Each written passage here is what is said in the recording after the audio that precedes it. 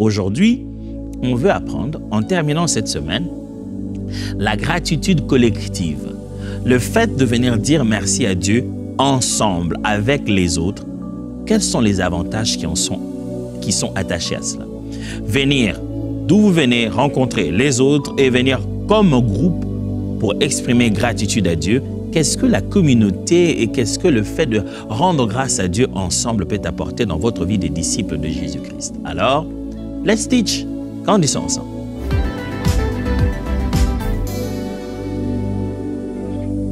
Au-delà d'être une expression personnelle, juste une expression de communion avec Dieu, la gratitude est un puissant catalyseur de l'unité du corps du Christ. Venir dire merci ensemble vous rassemble. Puis-je répéter ça? Venir dire à Dieu merci ensemble vous rassemble.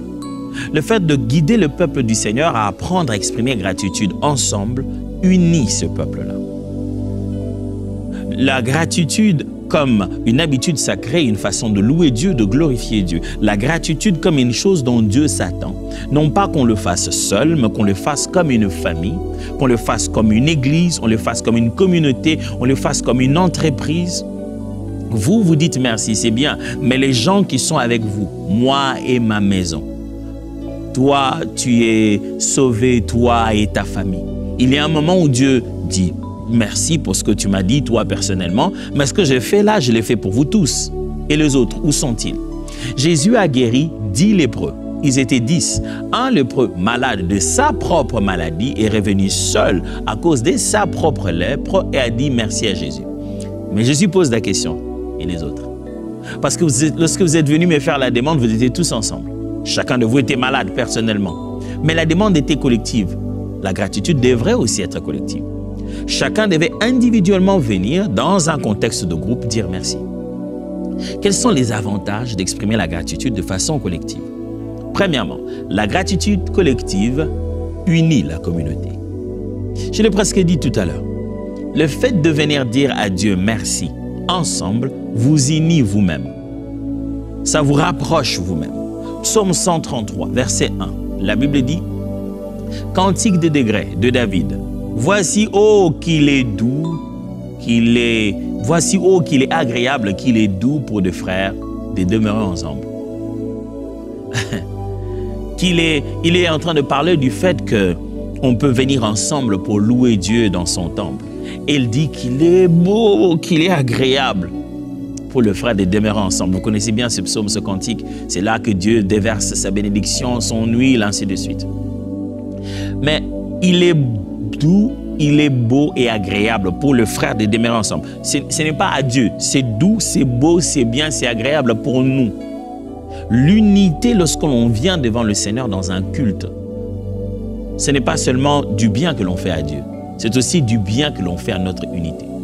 Lorsque vous venez en tant qu'Église et vous voulez bâtir de l'unité, vous venez en tant que famille, vous voulez bâtir de l'unité, vous venez en tant que groupe, vous voulez bâtir de l'unité, quand vous fermez vos yeux ou quand vous les avez ouverts et vous voulez parler à Dieu, mettez le sujet d'action de grâce en avant. Pourquoi? L'action de grâce présente la fragilité de chacun. Et ce qui nous empêche de nous unir, c'est quand chacun veut tellement se défendre et se donner une image de ce qui n'est pas. Vous savez, quand on veut bâtir une équipe, on demande à chacun d'être fragile, vulnérable vis-à-vis des autres, de se montrer tel qu'il est. Parce qu'on n'aime pas être vulnérable. Chacun garde un peu son image. Il ne veut pas qu'on le prenne pour n'importe qui. Voilà, il ne veut pas que tout le monde le voie en train de pleurer. Mais quand on est obligé de dire merci à Dieu, on doit toucher ces sujets-là pour lesquels on dit merci. Et quand on reste ensemble en train de dire merci à Dieu, rien que ce temps de prière où nous allons puiser dans notre vulnérabilité, dans nos imperfections, dans nos limitations pour lesquelles Dieu est venu au secours et nous a aidés. Ce petit moment, lorsqu'on les vit, on échange ce moment-là dans la prière. On ne se parle pas entre nous, mais on parle à Dieu et chacun ouvre son cœur profondément. Le résultat final, ça cause de l'unité. Quand il y a une tension, que tu as amené des frères, des sœurs ensemble, et une tension commence à perdre de l'unité, tu les amènes ensemble, tu veux qu'ils commencent à reprendre l'unité petit à petit. Le bon sujet de prière à leur présenter, c'est rendons grâce à Dieu. Disons merci à Dieu pour d'où nous venons jusque là où nous sommes. Parce que les bontés de Dieu font l'unanimité. dans l'assemblée comme ça, les bontés de Dieu font l'unanimité.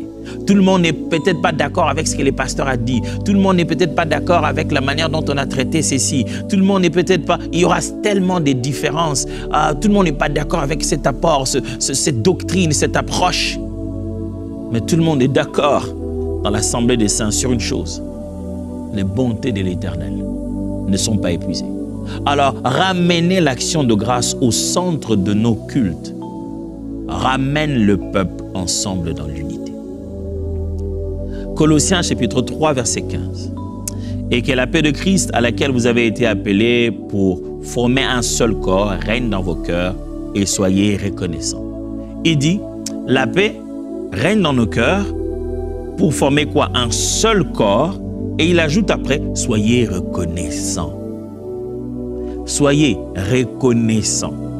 Un seul corps. La paix vient pour nous unifier et il insiste, soyez reconnaissants. Gratitude et unité se présentant dans un même contexte. Je répète encore, la gratitude collective unit la communauté. Quand on vient ensemble pour dire merci, ça nous unit.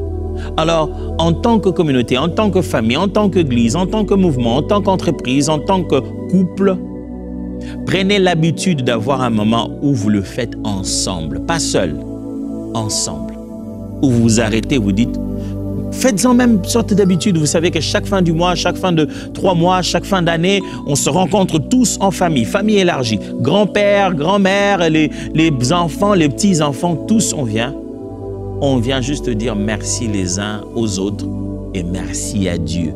Résultat final, de l'unité. Ça nous rapproche que de dire merci. Deuxième avantage de la gratitude collective. La gratitude collective attire la présence de Dieu. Je le dis déjà au courant de cette semaine, pour la gratitude simplement en tant que vérité, ça attire la présence de Dieu. Là où vous êtes rassemblés pour lui dire merci, pour exprimer votre reconnaissance à sa personne, Dieu se manifeste. Une réunion de prière, une rencontre de famille, vous voulez que Dieu soit en action au milieu de vous, établissez l'autel de la gratitude. L'autel de la gratitude. Bâtissez-les comme un autel comme ça, la gratitude. Psaume 22, verset 3 dit, « Pourtant tu es le Saint, tu sièges au milieu des louanges d'Israël. » C'est Dieu qui dit, « Pourtant tu es c'est le psalmiste qui dit à Dieu, « Pourtant tu es le Saint, tu sièges au milieu des louanges, au milieu des Tehillim d'Israël, au milieu des cantiques, des chants de reconnaissance d'Israël. » Il dit, quand Israël te loue, te fait des cantiques spontanés à ta gloire, c'est comme s'il faisait l'œuvre d'un charpentier qui bâtit une chaise sur laquelle tu viens t'asseoir. Les actions de grâce d'un peuple, la louange d'un peuple se transforme en une œuvre qui bâtit un trône sur lequel Dieu vient s'asseoir. Amenez la louange et les actions de grâce et vous ferez un trône là où Dieu vient s'asseoir. Ne vous rencontrez pas pour colporter. Ne vous rencontrez pas pour vous plaindre. Ne vous rencontrez pas pour raconter les mal des gens. Racontez-vous pour rendre des actions de grâce à Dieu. Rencontrez-vous. Faites vos réunions pour reconnaître la divinité du Seigneur et le louer. Vous êtes en train d'attirer sa présence. 2 Chroniques, chapitre 5, versets 13 à 14. Et lorsque ceux qui sonnaient des trompettes et ceux qui chantaient s'unissant d'un même accord pour célébrer et pour louer Dieu et pour louer l'Éternel, firent retentir les trompettes, les cymbales et les autres instruments et célébrèrent l'Éternel par ses paroles, car il est bon, car sa miséricorde durera toujours.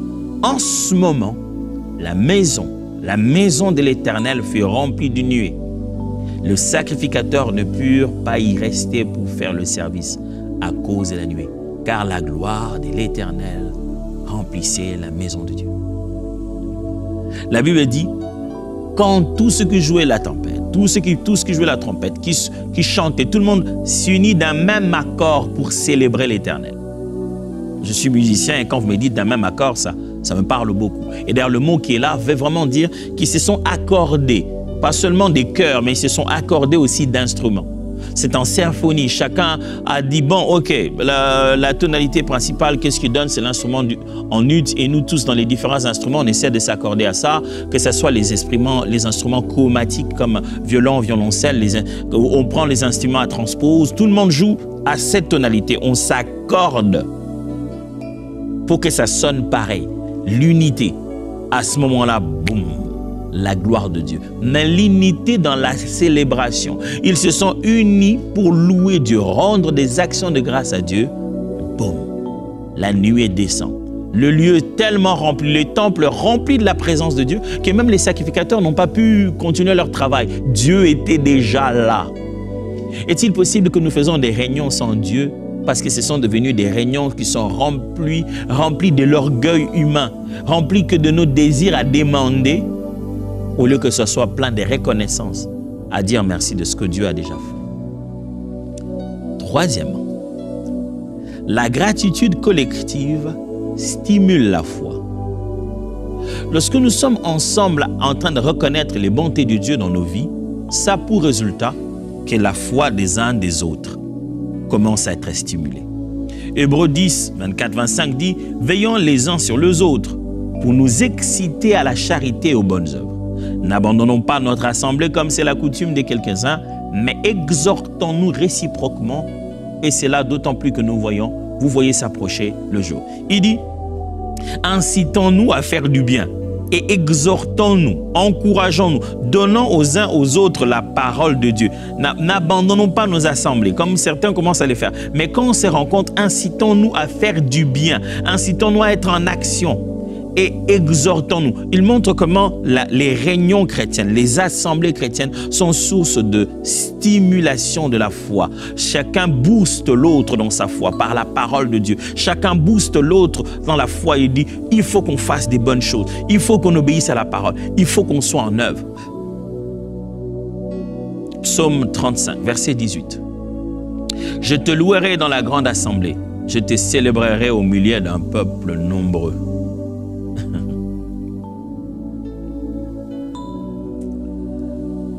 La gratitude collective témoigne la foi parce que quand quelqu'un vient, stimule plutôt la foi, c'est le terme qui a été utilisé ici.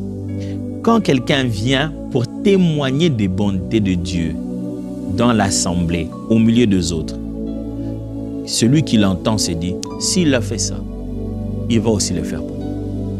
Quand on vient dans un contexte collectif pour exprimer la gratitude à Dieu, ça stimule la foi des uns des autres. On se dit non, si tu as été son Dieu, tu es le même aussi pour moi. Le Dieu qui a agi pour l'un, le Dieu qui a agi pour l'autre, le sera aussi pour moi. La gratitude collective stimule la foi. Quand on vient en groupe dire merci à Dieu, ça pousse à l'autre qui commençait à perdre la foi, de se dire, oh, Dieu est bon. Je crois que Dieu peut faire quelque chose pour moi. C'est pourquoi mes frères et sœurs, ne vivez pas votre vie seul seulement. Mettez-vous en groupe, mettez-vous avec des gens. Ce que Dieu a fait, que vous pensez être inutile là, qui n'est pas si spécial, vous le dites quelque part, vous dites merci à Dieu dans un contexte collectif, vous allez voir comment ça peut stimuler la foi de quelqu'un pour déplacer des montagnes. Votre petite histoire d'avoir eu le carburant finalement pour conduire là où vous ne saviez pas comment vous allez vous en sortir et quelqu'un vous a fait un cadeau que vous ne connaissiez pas et qui s'en est allé, ce témoignage-là peut être suffisant pour que quelqu'un croie à la guérison d'un cancer. Les actions de grâce dans un contexte collectif stimulent la foi. Troisièmement, la gratitude collective inspire la générosité. Quand on sait dire merci à Dieu dans un contexte de groupe, ça inspire aux uns aux autres à poser les actes de bienfaisance. Quand quelqu'un voit l'effet que ça fait d'avoir reçu, ça lui donne envie de donner. On dit souvent ces dictons que des fois le bonheur n'est mieux vu que dans les yeux de celui qui le reçoit. C'est-à-dire, tu as quelque chose, mais tu ne te rends pas compte que ces 200 $ que tu as, c'est beaucoup d'argent et que ça pète le bonheur, mais tu ne le connais pas. Mais quand tu le donnes à quelqu'un, tu ne donnes même pas le tout, hein, tu donnes à 50 $. La joie qu'il y a dans ses yeux, tu as envie de revoir ça. C'est comme un film que tu as envie de dire, je ne veux pas que ça s'arrête. Je lui donne encore. Ça fait ça en fait à quelqu'un que d'avoir peu comme ça. quand cette personne se met à dire « Merci, vous savez ce que j'ai reçu, le Seigneur a fait pour moi, un frère m'a donné », tu te dis « Oh, ça donne de la joie comme ça quand on fait cadeau à quelqu'un d'un véhicule. Je devais penser y faire. Moi, j'ai le mien là-bas qui ne fait rien. C'est ça le bonheur que j'aurais pu donner dans la vie de quelqu'un si je faisais cette bonne œuvre. » 2 Corinthiens chapitre 9, verset 12. « Car le secours de cette assistance, non seulement pourvoit aux besoins des saints, mais il est encore une source abondante de nombreuses actions de grâce envers Dieu. » Paul parle aux Corinthiens, j'ai beaucoup cité ce passage qui dit, il leur dit, ce que vous avez fait, non seulement que ça a aidé, mais ça a poussé les gens à commencer à rendre grâce à Dieu. Actes des Apôtres, chapitre 4, verset 32. « La multitude de ceux qui avaient cru n'était qu'un cœur et qu'une âme. Nul ne disait que ces biens lui appartiennent en propre, mais tout était commun entre eux. » On montre des frères et des sœurs ensemble au début de leur foi. Ils partagent tout ce qui est à eux. Ils rendent des actions de grâce. La Bible continue après pour dire qu'ils se réunissaient pour rendre des actions de grâce, partager du pain. Frères, quand vous venez dans un contexte collectif pour rendre grâce à Dieu, sachez que l'histoire de ce geste-là, où vous avez fait quelque chose, quelqu'un en a bénéficié, ou bien vous avez bénéficié de quelque chose que quelqu'un a fait, le fait de raconter cette action de grâce, de témoigner cela dans la présence de Dieu, ça suscite la générosité. Les gens commencent à se dire, il faut que moi aussi je donne. Si bien que les premiers apôtres, chacun se mettait à donner. La Bible dit au point qu'il n'y avait pas d'indigents au milieu d'eux. Mais chacun, nul ne disait que ses biens lui appartenaient en propre. Chacun se mettait à donner. La générosité était devenue une culture. Parce que quelqu'un ici est heureux de ce qu'on lui a donné, je donne. Tout le monde s'est mis à donner. Quand on sait rendre grâce à Dieu dans l'assemblée, dans un contexte collectif, ça stimule les gens à devenir de plus en plus généreux.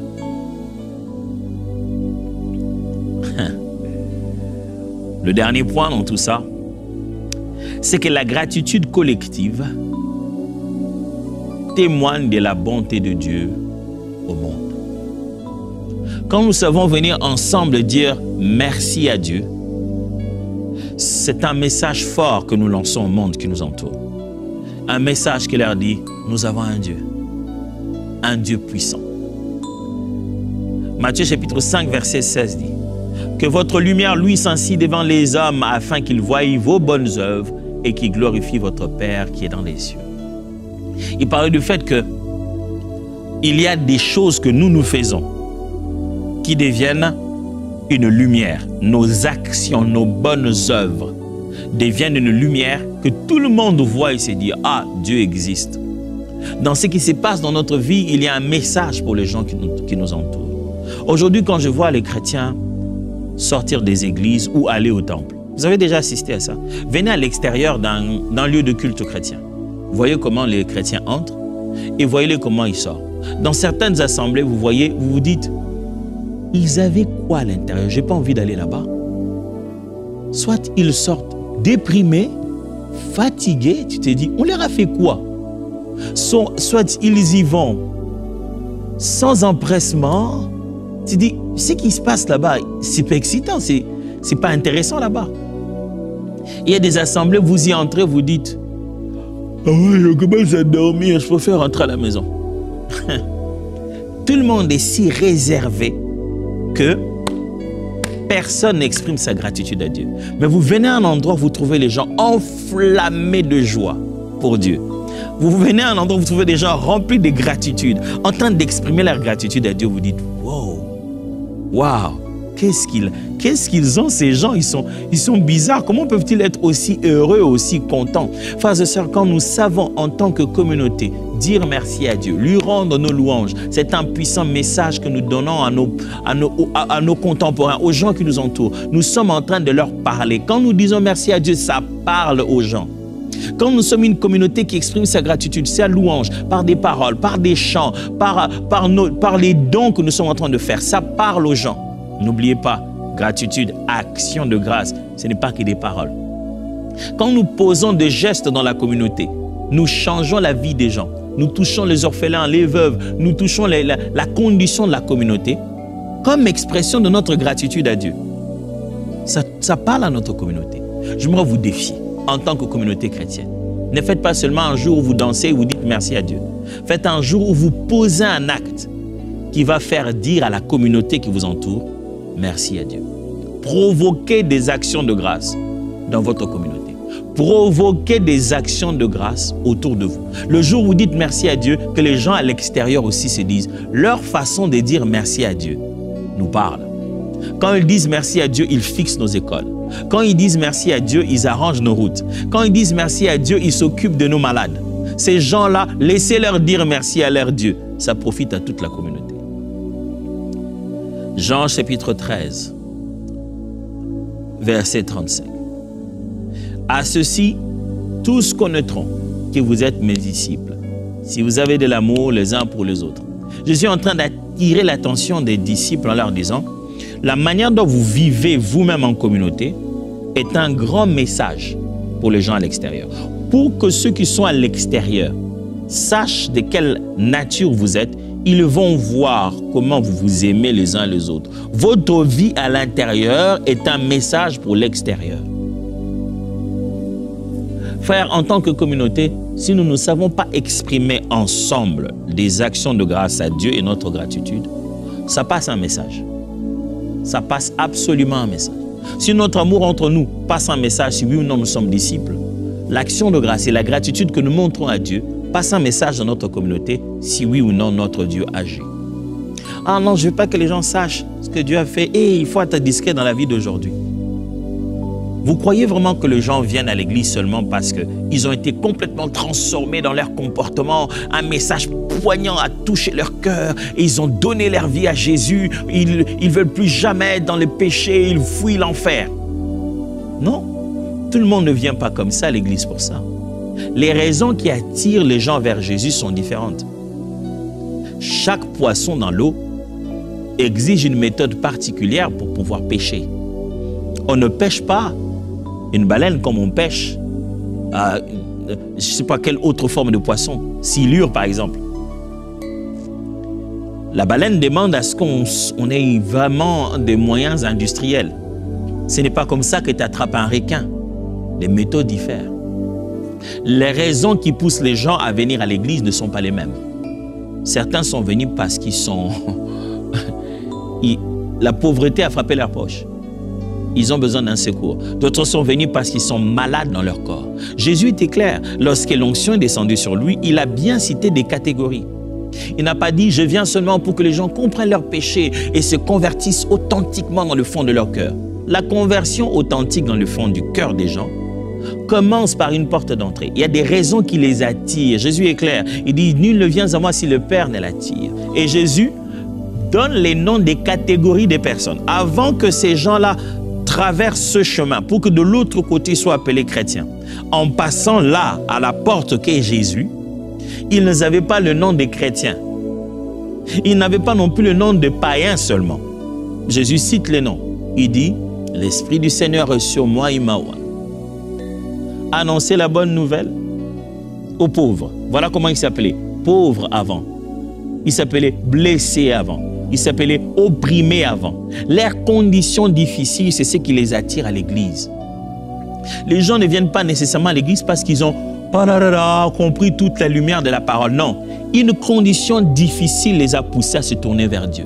Et l'occasion là sera de leur montrer que il ne s'agit pas de manger, de boire seulement. Dieu a un plan d'amour beaucoup plus large que les simples difficultés par lesquelles vous passez. Il guérira votre corps, il changera votre situation, mais plus que ça, il veut restaurer votre relation avec lui.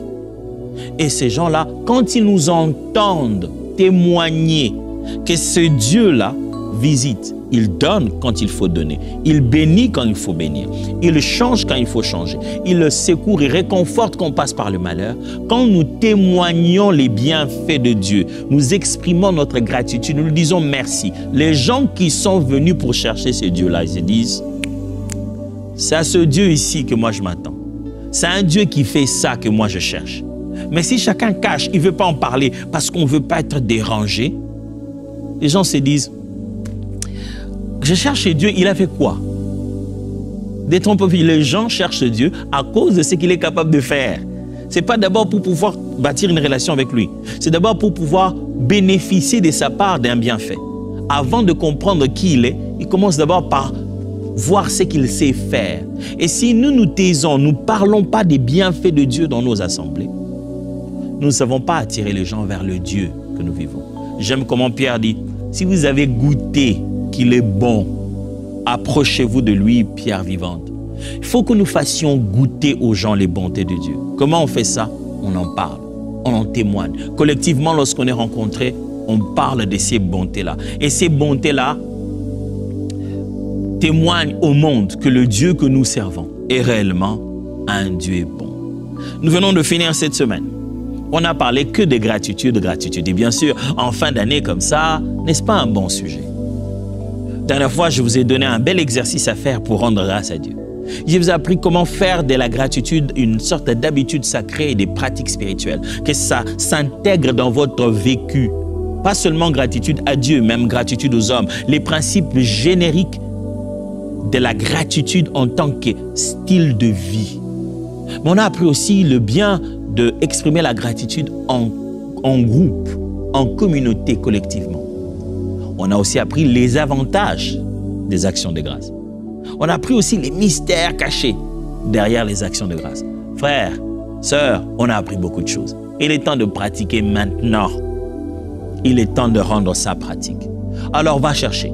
Va chercher dans ta garde-robe, va chercher dans ton compte à banque, va chercher dans la nourriture, dans la provision que tu as, va chercher dans ton numéro de téléphone, dans la liste des personnes sur les téléphones, appelle quelqu'un, donne à quelqu'un, arrête-toi, assis-toi avec quelqu'un, parle avec quelqu'un, exprime la gratitude aux hommes, parce que ce sera l'occasion de montrer que tu peux aussi exprimer la gratitude à Dieu.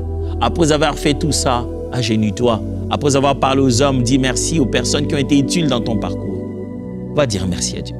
Parce que c'est ce Dieu-là qui a utilisé ces hommes. Moi, je veux vous dire merci à vous.